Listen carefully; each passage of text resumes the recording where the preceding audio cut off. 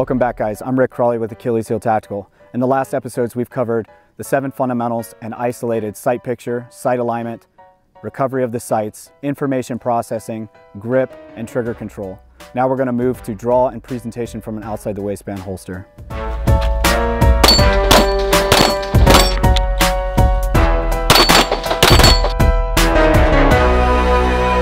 Setups need to be consistent. We cannot fight human behavior. We have to go towards natural human response. Us as human beings wearing pants, we all have 2 natural features to these pants. We have a seam and we have a front pocket.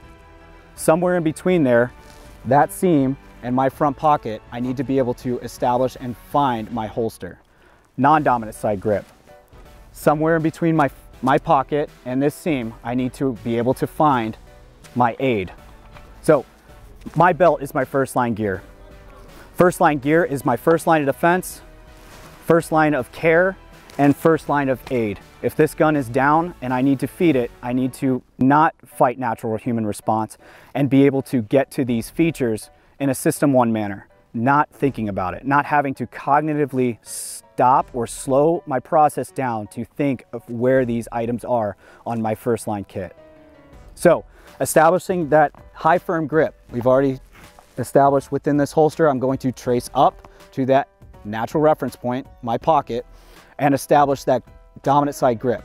Now when I establish that dominant side grip, I want to get high up on the tang and I want to wrap with my pinky. A good solid grip is going to start with that good pinky pressure.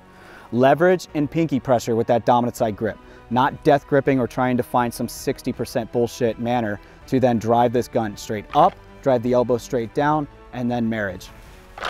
So where do we marriage at? Where does this hand come into play in a 2-handed presentation? We do not fight human behavior. What do you do naturally with 2 hands? We clap. Us as human beings, we clap. Whether I'm wearing body armor or not wearing body armor, everyone has a natural reference point in which they clap. So we can find those points at any given moment without thinking about it. Again, not fighting human behavior. I drive this hand straight up, down, locking in that pinky pressure, getting that high tang grip. And when I drive out, this hand is moving sooner rather than playing catch faster, right? So this hand's moving simultaneously. I drive this gun straight up.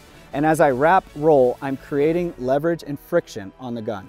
Now let's talk about where this non-dominant hand lies on the gun.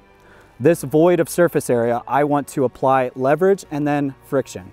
Leverage is built in the fingertips, the good pinky pressure, and then the surface area friction is then applied.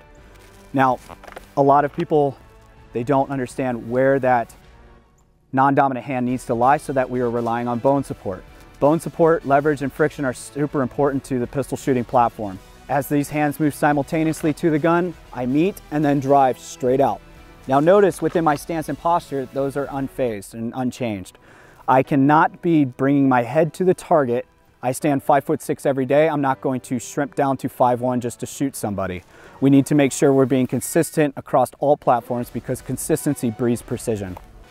So when I draw, presentation, posture is already established, sight picture is established. As I drive straight up and drive straight out, I'm going to be prepping that trigger. But on grip, remember pinky pressure, leverage, friction, bone support.